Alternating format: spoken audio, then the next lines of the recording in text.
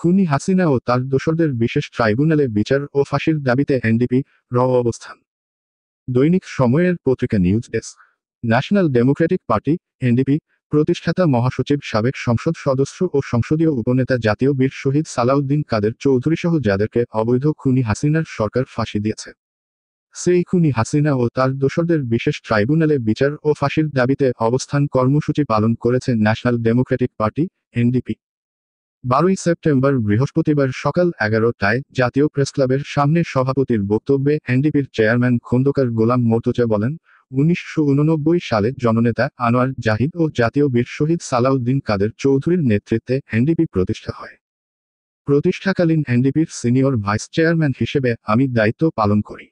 সুদীর্ঘ ৩৫ বছর পর রাজপথে দাঁড়িয়ে এনডিপির প্রতিষ্ঠাতা মহাসচিব সাবেক সংসদ সদস্য ও সংসদীয় উপনেতা জাতীয় বীর শহীদ সালাউদ্দিন কাদের চৌধুরী সহ যাদেরকে অবৈধ খুনি হাসিনার সরকার ফাঁসি দিয়েছে, সেই খুনি হাসিনা ও তার দোসরদের বিশেষ ট্রাইব্যুনালে বিচার ও ফাঁসির দাবিতে আমরা নাগরিক সমাজকে সাথে নিয়ে রাজপথে দাঁড়িয়েছি। আপনারা জানেন কিভাবে জাতীয় বীর সালাউদ্দিন কাদের চৌধুরীকে ফাঁসির কাস্টে ঝুলিয়ে হত্যা করা হয়। তার বিরুদ্ধে সাজানো মামলা দিয়ে পরিকল্পিতভাবে সাক্ষী ছাড়াই সেদিন কারো কথা না শুনে ফাঁসি দিয়েছে। আমরা বিশ্বাস করি খুনি হাসিনা সহ সেদিনকার সকল ষড়যন্ত্রকারী ও কুশলবোদেরকে আইনের আওতায় এনে বিচার করতে হবে। আল্লামা দেলোয়ার হোসেন সাইদি সহ সেই সময় যাদেরকে হত্যা করেছিল তাদের কি অপরাধ আজকে আদালতে এসে খুনি হাসিনাকে বলতে হবে? আমরা শহীদ আবু সাইদ ও শহীদ মুগ্ধর রক্তের মধ্য দিয়ে অর্জিত দ্বিতীয় স্বাধীনতা অর্জন কোনোভাবে বিসর্জন দিতে দিব না। প্রধান বক্তা হিসেবে মঞ্জুর হোসেন ঈসা বলেন, অন্তর্বর্তীকালীন সরকারের প্রধান উপদেষ্টা ড. ইউনূস জাতির উদ্দেশ্যে যে ভাষণ দিয়েছেন আমরা সেই ভাষণকে স্বাগত জানাই।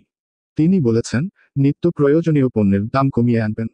ভারতসহ প্রতিবেশীদের সঙ্গে সম্পর্ক হবে ন্যায্যতা ও সমতার ভিত্তিতে। তিনি আরও বলেছেন, ত্রুটিপূর্ণ শিক্ষাক্রম পরিবর্তন হয়েছে, সংশোধন হচ্ছে বই এবং বিশিষ্ট 6 জন নাগরিককে সংস্কারের দায়িত্ব দিয়ে তিনি একটি নতুন ইতিহাস সৃষ্টি করেছেন। আমরা বিশ্বাস করি আয়নাঘর বন্ধ করার যে ঐতিহাসিক ঘোষণা দিয়েছেন সেই আয়নাঘরে যারা রয়েছে তাদেরকে তাদের পরিবারের কাছে ফিরিয়ে দেওয়ার উদ্যোগ তিনি নেবেন। গণ অভ্যুত্থানে নিহতদের পরিবারকে পুনর্বাসন করার সিদ্ধান্তকেও আমরা স্বাগত জানাই। বিগত দিনে যারা ক্রসফায়ারে মানুষ হত্যা করেছে, গুম করে হাজার হাজার মায়ের কোল খালি করেছে এবং বিচারের নামে শহীদ সালাউদ্দিন কাদের চৌধুরী সহ যাদেরকে ফাঁসি দিয়েছে তাদের প্রত্যেকটি পরিবারের উচিত দ্রুত সময়ে বিশেষ ট্রাইব্যুনালে খুনি হাসিনা সহ তার দোসরদের বিরুদ্ধে হত্যা মামলা করা। এ সময়ে অন্যান্যদের মধ্যে আরও উপস্থিত ছিলেন সাংবাদিক নেতা Sakhawat Ibne Moin, advocate Farid Uddin Bhuiyan, vice chairman Raju Ahmed, Ashrafuzzaman, Mohammad Saiful Islam, Shahzadi Ayesha Siddika, যুগ্ম মহাসচিব হায়াত মাহমুদ, এমজি গোলাম মোস্তফা রাজু, দপ্তর সম্পাদক কামাল হোসেন, সরকারি মহাসচিব মোস্তফা মনির, খন্দকার জাহিদ, আর কে রিপন, ঢাকা মহানগর সদস্য সচিব আব্দুর রহিম জাহিদ প্রমুখ।